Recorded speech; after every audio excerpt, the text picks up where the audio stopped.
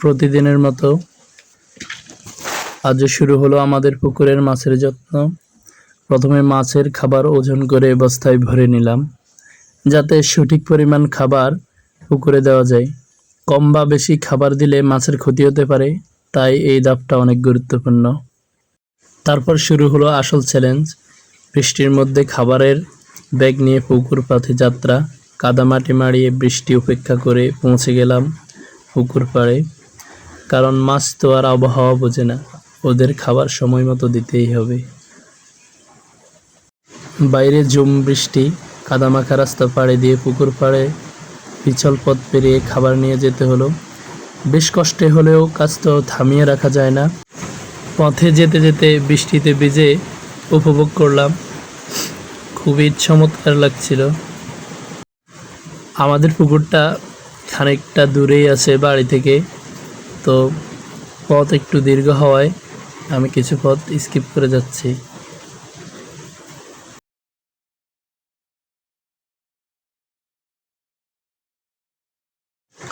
অবশেষে পৌঁছে গেলাম পুকুর পাড়ে।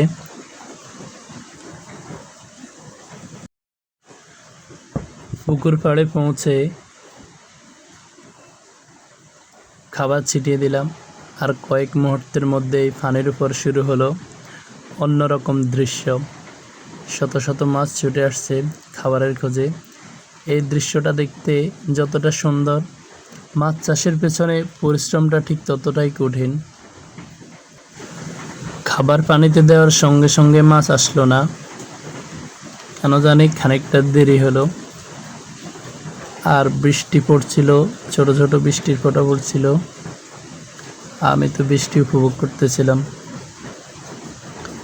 খানিক পরেই দু একটা মাছ এসে খাবার খাওয়া শুরু করলো। এরপরে মাছগুলো দল বেঁধে খাবার খেতে চলে আসলো। তাদের খাওয়ার দৃশ্য দেখার আনন্দই আলাদা। এইভাবে প্রতিদিন একটু একটু করে যত্ন নিচ্ছি আমার মাছগুলোর। রোদ বৃষ্টি যাই হোক, মাছের যত্নে কোনো ছুটি নেই।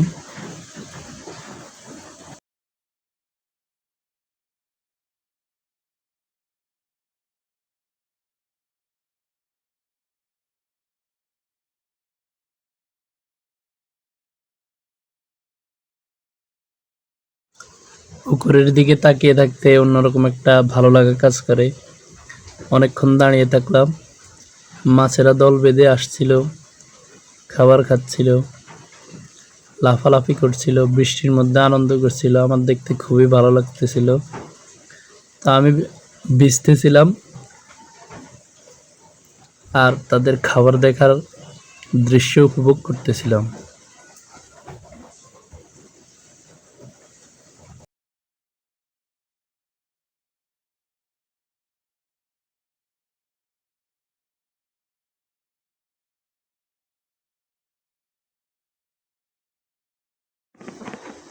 মাছের খাবার দেখার দৃশ্য দেখতে দেখতে হঠাৎ বৃষ্টি বেড়েই যাচ্ছিল। বৃষ্টি এত বেশি বেড়ে যাচ্ছিল যে আমি আর ওখানে দাঁড়িয়ে থাকতে পারলাম না। এরপর একটা গাছের নিচে আশ্রয় নিতে হলো। গাছের নিচ থেকেও দেখতেছিলাম মাছগুলো খাবার খাচ্ছিল।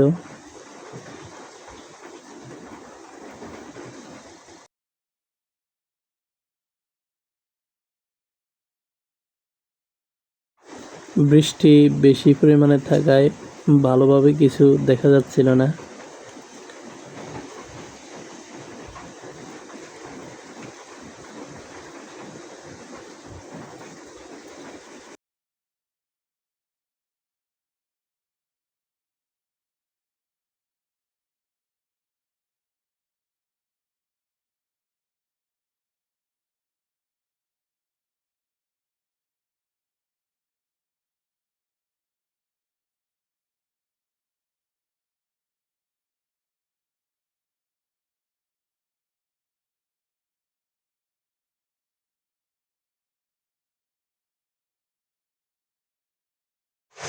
আজকের ভিডিওটা এখানেই শেষ করলাম।